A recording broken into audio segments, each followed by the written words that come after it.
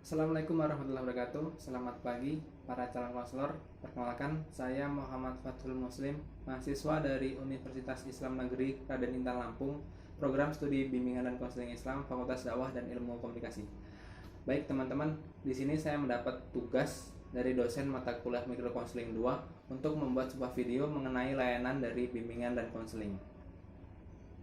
Salah satu layanan tersebut adalah layanan informasi, dan saya akan membuat video tentang itu. Baiklah teman-teman, mari kita saksikan videonya. Check this out.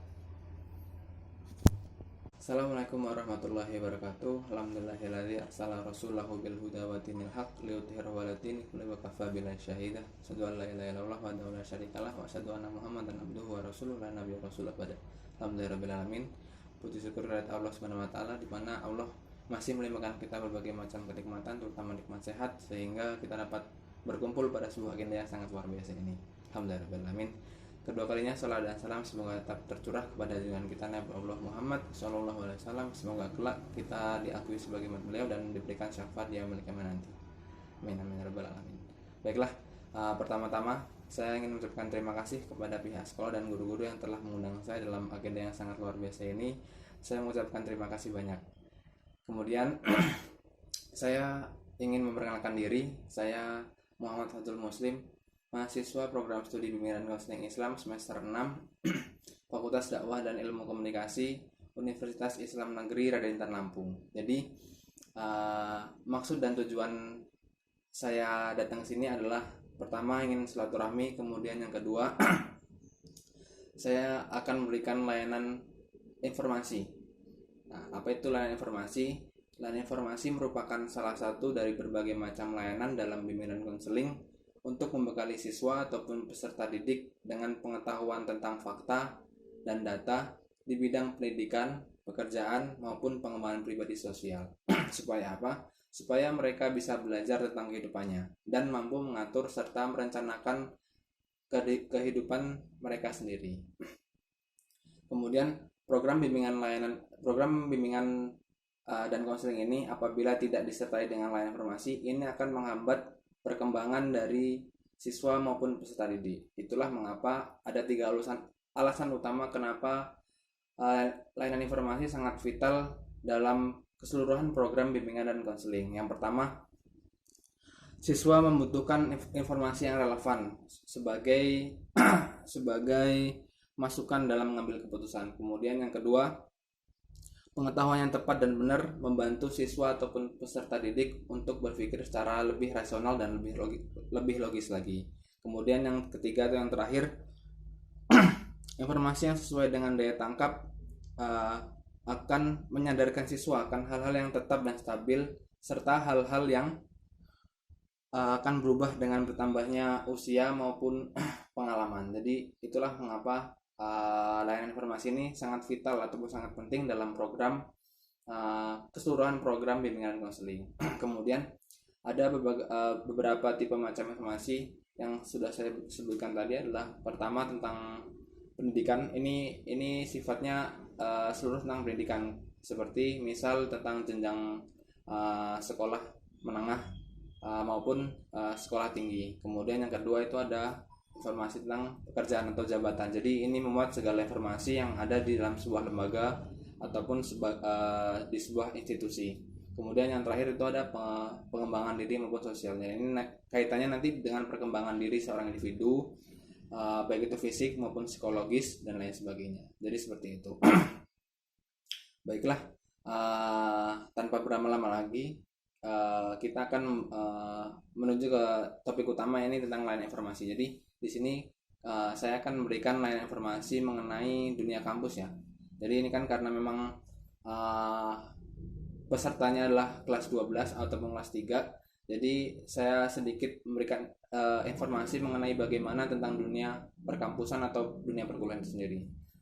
Jadi teman-teman, bagi teman-teman ataupun adik-adik yang akan melanjutkan ke jenjang yang lebih tinggi, jenjang pendidikan yang lebih tinggi, jadi nanti teman-teman bisa masuk namanya kampus atau universitas. Jadi ya macam-macam ada jalur masuknya, kayak misal kalau di perguruan tinggi umum itu ada senam PTN atau SNMPTN, kemudian ada SBMPTN, ada ujian mandiri dan segala macam.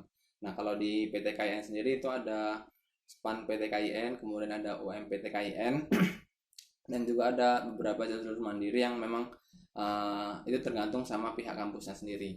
Jadi kehidupan di kampus dengan di sekolah itu berbeda. Salah satunya dari jam pelajaran yang mungkin terlihat dari jam pelajaran ya, jam pelajaran ataupun jam kuliah, kemudian seragam atau pakaian yang dikenakan, kemudian ya tugas-tugas dengan di kelas, kondisi di kelas seperti itu. Kemudian kalau untuk jam kuliah atau jam belajar, kalau misal di SMA ini kan terikat ya dari pagi sampai mungkin ada yang siang ada yang sorenya, jadi seperti itu. Kalau misalnya di perkuliahan enggak, itu di perkuliahan itu tergantung nanti kita ngambil namanya SKS ya, sistem kredit studi. Jadi tergantung nanti kita bisa nih hari Senin cuma satu mata kuliah atau satu pelajaran. Nah itu pun terserah kita nanti milihnya mau jam berapa, itu bisa. Kemudian kalau soal pakaian, nah kalau misalnya di sekolah ataupun di SMA, SMK itu kan memang kita diwajibkan buat pakai seragam. Nah kalau di perkuliahan itu enggak, yang penting itu bebas tapi sopan. Jadi apa namanya, enggak harus seragam gitu enggak, tapi yang penting bebas dan sopan. Kayak misal bisa pakai kemeja ataupun koko ataupun jaket, kaos. Kalau kaos itu tergantung dosen, biasanya ada yang memperbolehkan ada yang tidak memperbolehkan. Jadi kalau lebih amannya ya pakai kemeja ataupun pakai koko gitu, seperti itu. Kemudian untuk di dalam kelas sendiri, jadi kalau mungkin teman-teman atau adik-adik ketika di kelas ketika SMA itu ya mungkin hanya dari guru aja pelajarannya. Jadi siswa duduk diam terus ntar guru menjelaskan. Kalau di perkuliahan beda lagi. Jadi kalau di persentasean mungkin sekitar 30-40% itu dari dosen, nah sisanya dari kita. Jadi kita nyari sendiri. Kayak misal di kelas dosen cuma apa ya, ngasih stimulus saja, ngasih sedikit materi, kemudian sisanya kita yang nyari gitu. Jadi mau dapat materi banyak ataupun sedikit itu tergantung kita. Dan juga soal nilai, kalau soal nilai mungkin kalau di SMA apa ya, mungkin sebagian besar guru-guru juga masih bisa merasa masih merasa kasihan ya dengan siswanya. Kalau di perkuliahan ya tergantung kita mau dapat nilai bagus ya kitanya kerja keras. Kalau kita nyantai-nyantai bisa jadi ya apa namanya, nilai kita ya bisa jelek atau nggak sesuai sama keinginan kita, seperti itu. Nah kemudian kalau di kampus sendiri itu menjurus ya, kayak misal teman-teman atau adik-adik ingin fokus di bidang matematika, nah itu ada jurusannya nanti khusus matematika gitu. Kemudian kalau teman-teman misal hobi bongkar mesin nih, nah ntar ada juga jurusan khususnya, atau ada di teknik mesin, atau mungkin di bidang pertanian nanti ada lagi di bidang khusus pertanian atau jurusan pertanian. Jadi kalau sudah masuk kampus itu nanti ke depan kalian akan menjurus atau lebih spesifik lagi tentang ilmu apa yang akan kalian dalami, seperti itu. Nah untuk di Universitas Islam Negeri Raden Intan sendiri itu ada 6 fakultas. Yang pertama ada Fakultas Usuluddin, kemudian Fakultas Tarbiyah, ada Fakultas Syariah, ada Fakultas Ekonomi Bisnis Islam, kemudian ada Fakultas Dakwah dan Ilmu Komunikasi, dan yang terakhir ada Fakultas Adab. Nah Fakultas Adab ini kebetulan memang masih baru ya, jadi tahun kemarin baru pembukaan, jadi mahasiswanya pun belum banyak. Kalau jurusan sendiri, jadi di setiap fakultas itu memang ada beberapa jurusan. Kayak misal di tarbiyah ataupun keguruan itu ada ya tadi yang ada matematika, ada fisika, biologi, kemudian ada PGMI atau PGSD, kemudian ada PGRA atau PGTK, kemudian ada manajemen pendidikan juga ada bahasa Inggris, bahasa Arab, seperti itu. Kemudian kalau di Fakultas Syariah itu ada hukum tata negara. Kemudian kalau di Usuluddin itu ada perbandingan agama, ada psikologi agama, dan lain sebagainya. Kalau di ekonomi Islam lebih ke seperti itu, akuntansi segala macam. Nah kalau di Fakultas Kakak atau di Fakultas Dakwah dan Ilmu Komunikasi itu ada 4 jurusan. Itu ada komunikasi dan penyiaran Islam, kemudian manajemen dakwah, pengembangan masyarakat Islam, dan bimbingan dan konseling Islam. Kemudian yang terakhir ada Fakultas Adab, itu ada 2 jurusan, satu sejarah perkembangan sejarah peradaban Islam, kemudian satunya kakak lupa. Jadi nanti teman-teman bisa inilah bisa cari info-infonya seperti itu. Nah kemudian uh, terkait dengan kegiatan di kampus juga. Nah kalau di kampus itu ada semacam, kalau di sekolah mungkin disebutnya ekstrakurikuler ya. Nah kalau di kampus ini ada namanya UKM, unit kegiatan mahasiswa. Nah itu banyak sih seperti ya, nggak beda jauh dengan ekstrakurikuler di SMA, kayak misalnya ada olahraga, kemudian ada karya tulis juga ada, kemudian ada English club atau language club, klub bahasa, kemudian ada lagi yang memang kiroah, kemudian ada lagi yang mungkin yang hobi sholawat, ada permata sholawat kalau di UIN, kemudian ada yang pecinta alam ataupun yang mungkin suka naik gunung itu di UIN ada namanya Maharipal. Kemudian ada juga emang kalau mau concern atau fokus di bidang dakwah ada juga berpindah bidang pembinaan dakwah seperti itu.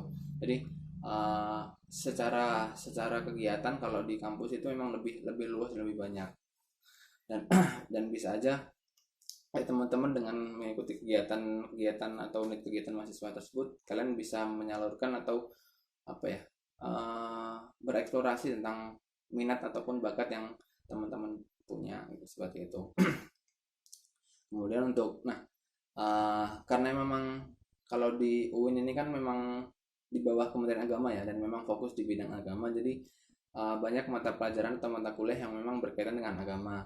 Kayak misal nanti teman-teman di semester awal mungkin banyak menemukan mata kuliah umum yang kaitannya dengan agama, kayak misal ada hadis, kemudian ada Al-Quran, bahas tentang Al-Quran, kemudian tartil juga, membaca Al-Quran, ataupun nanti bisa juga ketemu dengan mata kuliah yang dia memang khusus buat menghafal surat-surat dalam Al-Quran, terutama surat-surat pendek, itu 30, 29 seperti itu.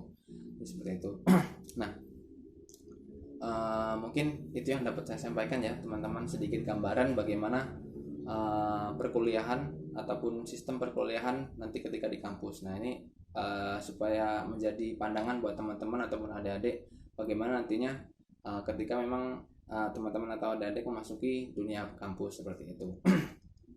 Mungkin itu, kalau nanti ada yang mau tanyakan silakan. Kakak cukupkan dulu atau saya cukupkan dulu. Saya akhiri, wabillahi taufiq wal hidayah. Wassalamualaikum warahmatullahi wabarakatuh. Baik, itu tadi video tentang layanan informasi, layanan dalam bimbingan konseling. Semoga bermanfaat. Saya cukupkan. Apabila ada salah saya mohon maaf, ada Allah mohon ampun. Saya akhiri, wabillahi taufiq wal hidayah. Wassalamualaikum warahmatullahi wabarakatuh.